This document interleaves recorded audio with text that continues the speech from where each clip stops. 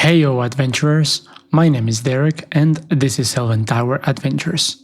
In this video, I will be narrating the creation of a Dungeons & Dragons map.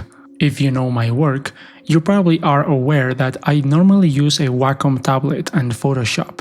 But a long time ago, I used a more traditional approach with fineliners and graph paper as you see here right now. This is the first time I do it like this in almost 10 years. I would say that the most important difference is that I don't have access to correction tools like erasers or just pressing Ctrl-Z when I make a mistake. Since I knew I was going to record this all in one take, I first created this sketch with a normal fineliner just to get my head on straight with what I was going to do. I was going with the flow, but as you can see here, it's an underground location, a dungeon, that's half connected with a cave system. The caves are useful as alternate entrances or exits, apart from the dungeon's main entrance in the lower left corner. The mix of biomes, that is dungeons and cave system, is useful to make this adventure more varied. It allows me to add different factions and different points of entry for both the characters and the monsters. Now here we have the finished sketch. I've included all the main features of the dungeon, like statues, secret doors, secret passages, vaults, some furniture, the traps, and even the stairs and doors. It is time to commit and create this illustration. To start, I am using a normal Sharpie marker.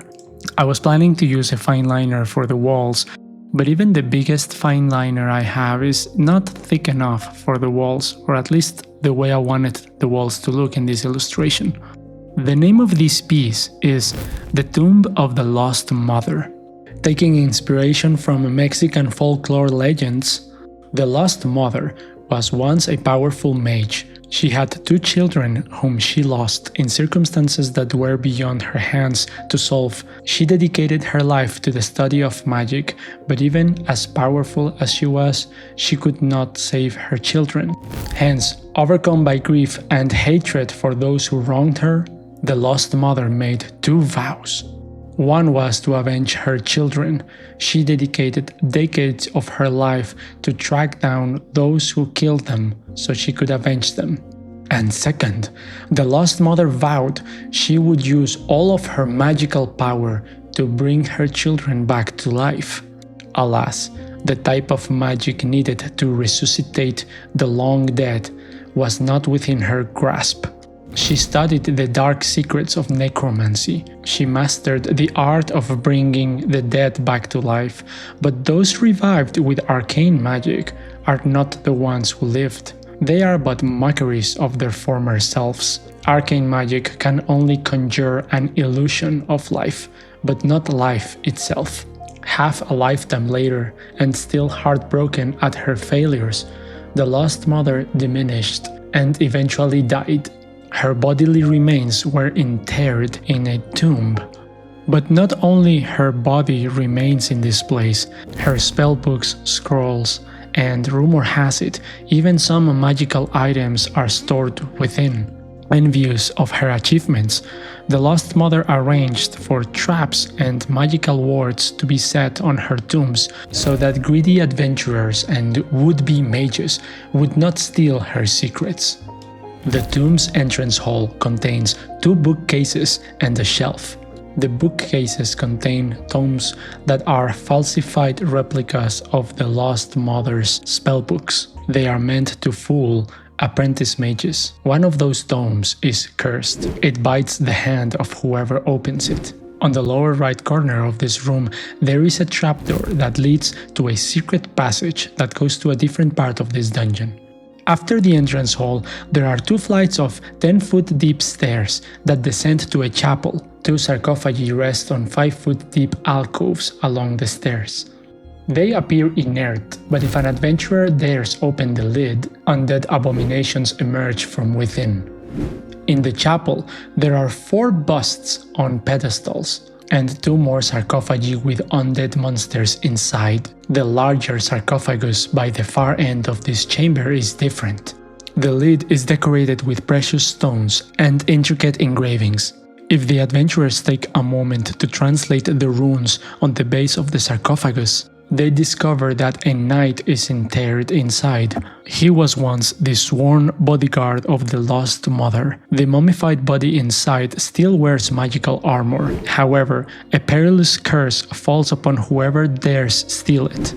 If a member of the party uses this armor, later, when the characters face the ghost of the Lost Mother in the Grand Chamber, she may call upon the spirit of her sworn bodyguard to possess whoever is wearing the armor.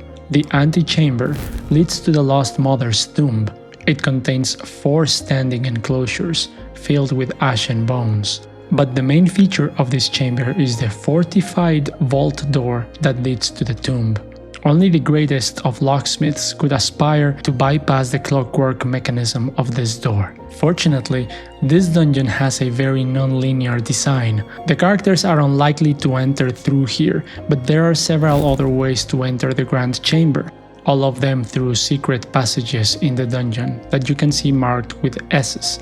Here in the south side of the dungeon, you can see the main vault. It is protected by several magical traps. Blade traps, poison dart traps, an automated crossbow, and finally an invisible stalker. But if a character bypasses all these devices, they reach a stone coffer that contains the secrets of the Lost Mother. It contains 2 of her spellbooks and several scrolls that contain spells that have not been seen in the material world for ages. It is a veritable treasure hoard of arcane power. Arcane universities and colleges would give a lot of gold pieces for this compendium of scrolls and spellbooks. On the other hand, if there is a wizard or sorcerer in the party, they could make use of these spells. This is powerful dark magic that is very difficult and dangerous to use. But if they see it as an easy way to become powerful, maybe they are ready to pay the price.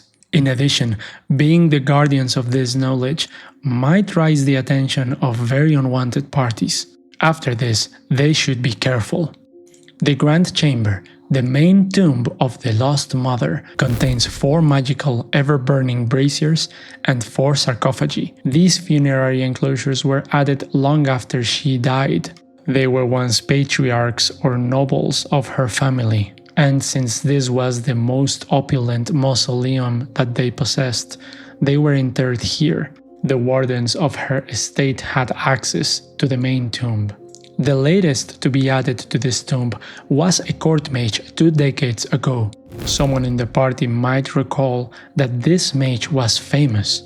He was known as the Worm Killer, a title he earned early in his adventuring career after they defeated a purple worm near the capital city.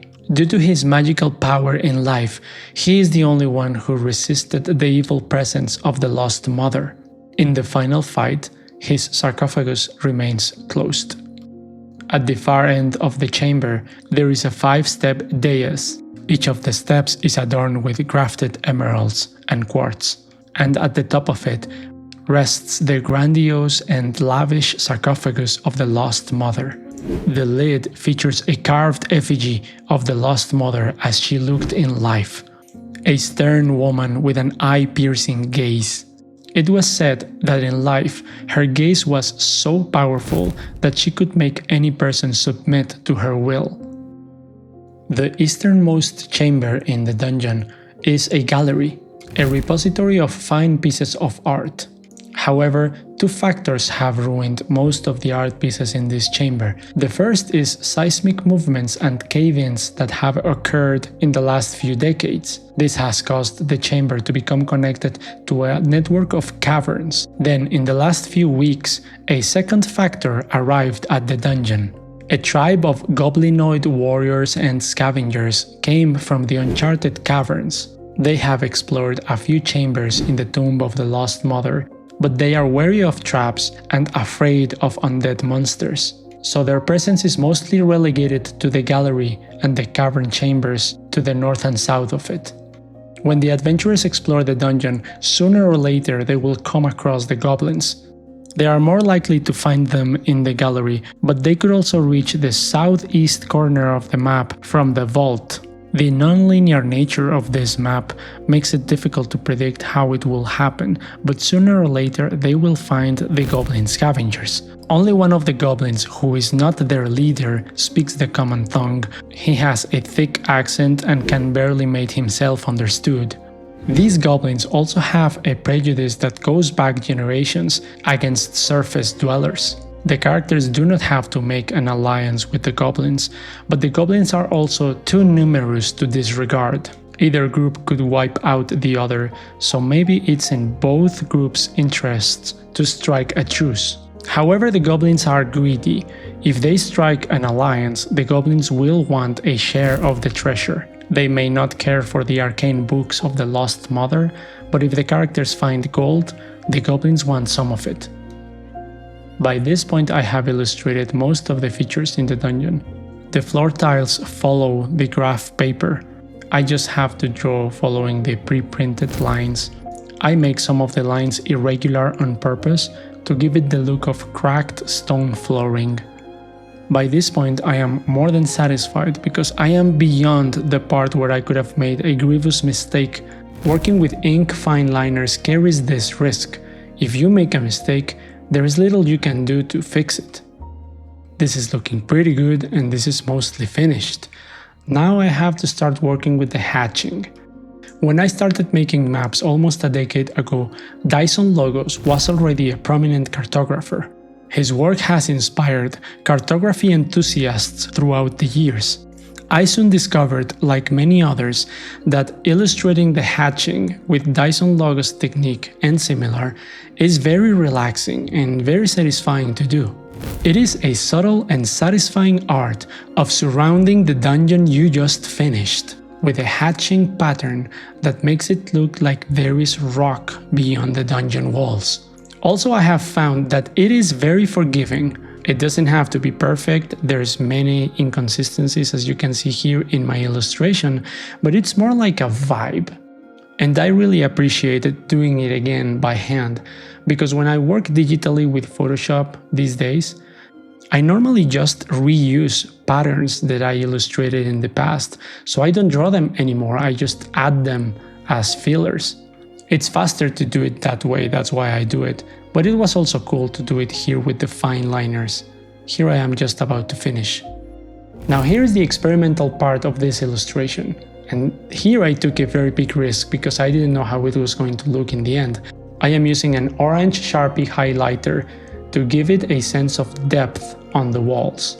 I soon noticed that if I wasn't careful, I was washing away some of the ink, so I had to be careful about this. I also didn't have a choice because I had already added the orange color in some of the chambers, so I was committed. I had to finish it like this. Fortunately, I found a way to make the highlighter look the way I imagined it when I made this crazy decision. In the end, even with the risks involved with using fine liners and disposing of all the digital easy tools that I have in Photoshop, I am really happy with how this illustration turned out. I plan to use this illustration in a one-page adventure that we will release this month on Patreon. And speaking of that, if you liked this video, consider subscribing to our YouTube channel, and we would appreciate also if you check out our Patreon page, where we share tons of cool stuff every month. Alright, I guess that's it for this one. Thank you for watching, my name is Derek, and this is Elven Tower Adventures.